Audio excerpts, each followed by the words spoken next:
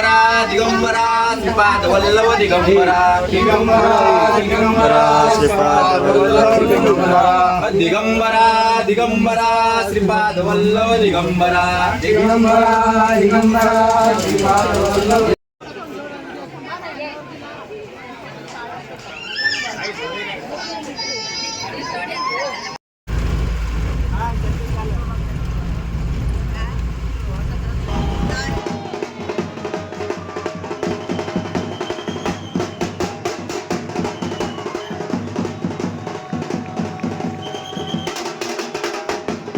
नमस्कार मंडळी, चॅनलचे एका नवीन व्हिडिओ सर्वांचं सहर्ष स्वागत. आणि आता मी पोचले गाणगापुरात. तर गाणगापुरात दत्ता महाराजांनी तिथे तपश्चर्या वगैरे केली ना, तिथे मी आता पोचले. तर पहिला आधी इकडे यावं लागतं, तिथे तपश्चर्या केली तिथे.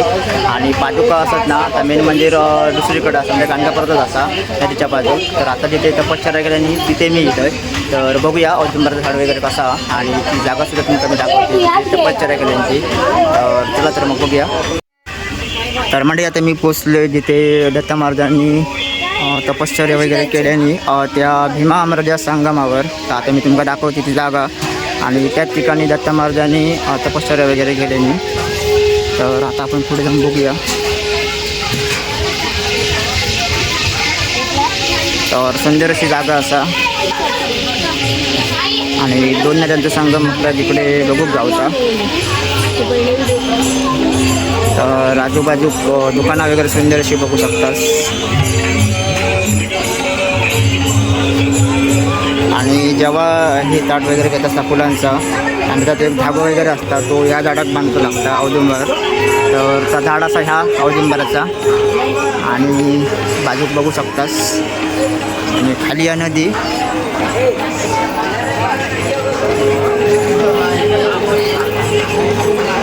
आणि दुकानं सुंदर अशी लागली आहेत बघा आजूबाजू.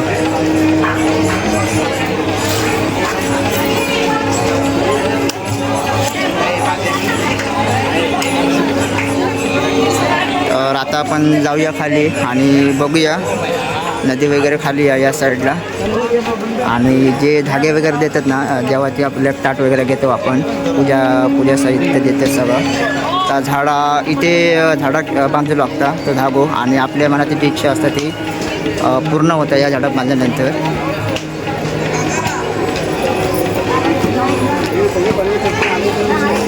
आणि जो दिवो लावून जो आपल्याला सोडूचं असता नदीत, ती नदी खाली.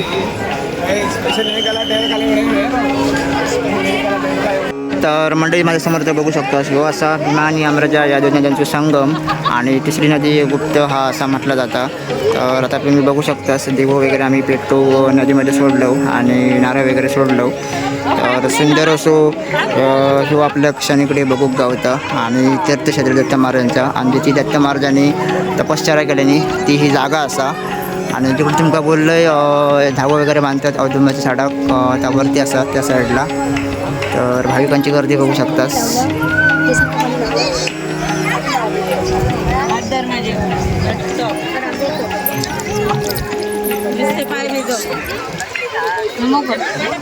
तर आता आपण जाऊया झाडाक तो धागो बांधू. तिथे आपली इच्छा वगैरे औदुंबर झाड, त्या झाडाक आपण धागो वगैरे बांधणार असतो आणि आपल्या मनातील जे इच्छा असतात ते बोलूचे लागतात आणि ती पूर्ण होता इच्छा.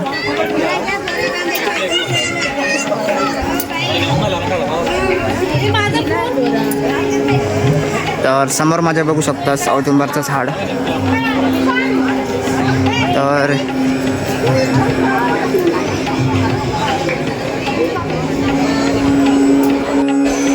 तर मंडळी जिथे दत्त महाराजांनी उपासना वगैरे केली, तपश्चर्या वगैरे केली ना, तीही असा जागा आणि जो असा औदुंबर झाड. तिथे काही मूर्ती वगैरे होत, तर ते मी तुमका दाखवतोय. आणि बोलले की ही तुमका धागे वगैरे दिसतात ना, ते बांधतात आपल्या मनातील इच्छा बोलायची त्यांचं ते पूर्ण होतं. तर आता तुमका मी मूर्ती दाखवतोय.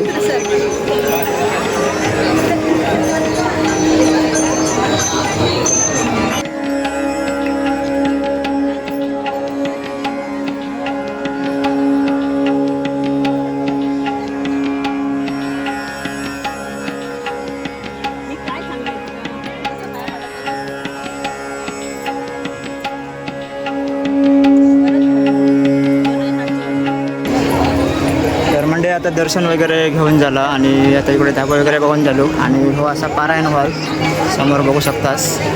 ज्यांका पारायण वगैरे करूचं असता ते इथे करतात या साईडला. तर आता आपण जाऊया आतमध्ये. तिकडे गेली ना. तर आता मी तुमका दाखवतोय पारायण हॉल. सुट्टे पैसे तर आतमध्ये जाऊन बघूया.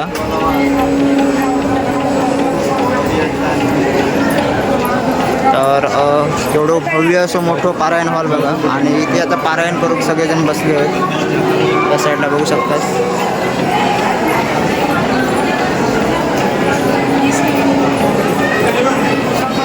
आणि ही जी गर्दी आहे तुमका दिसतात ही पारायणाची.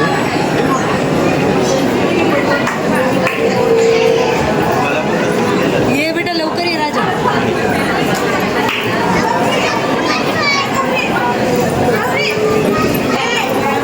तर बघू शकतात माझ्यासमोर इतके लोक बसले आहेत पारायण करू. तर आता आम्ही प्रदक्षिणा मारतो.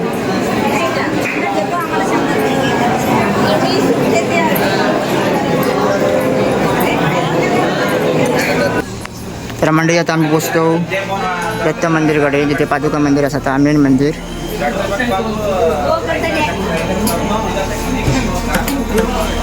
आणि इकडे सुद्धा दुकानं आपल्या बघू गावतात सुंदर अशी.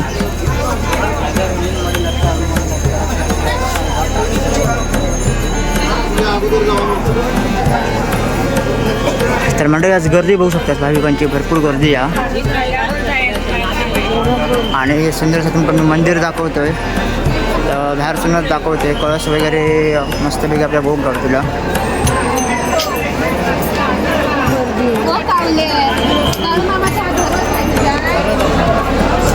तर आतमध्ये मंडळी गर्दी आहे भरपूर.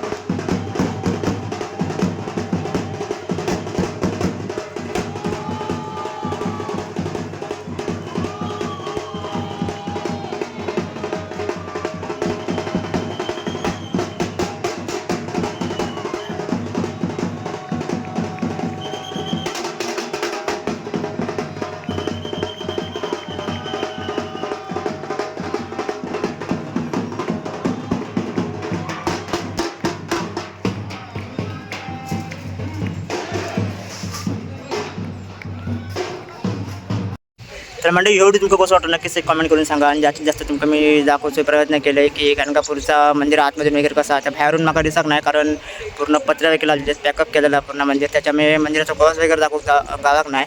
आणि गर्दी वगैरे भरपूर होती तुम्ही बघितलास, त्याच्यामुळे बाहेरसून आपल्याला काही व्ह्यू गावाक नाही. पण बाकी जास्तीत जास्त मी तुम्हाला दाखवले कसे काय आरती वगैरे असतं आणि वारी वगैरे खास करून कसे काय येतात ती. तर व्हिडिओ आवडला तर नक्की एक लाईक करा आणि कमेंट्ससुद्धा करा. आणि चॅनलवरती कोण नवीन असतं नक्की चॅनलला सबस्क्राईब करा. तर भेटूया असे नेट पुढच्या व्हिडिओमध्ये. तोपर्यंत धन्यवाद.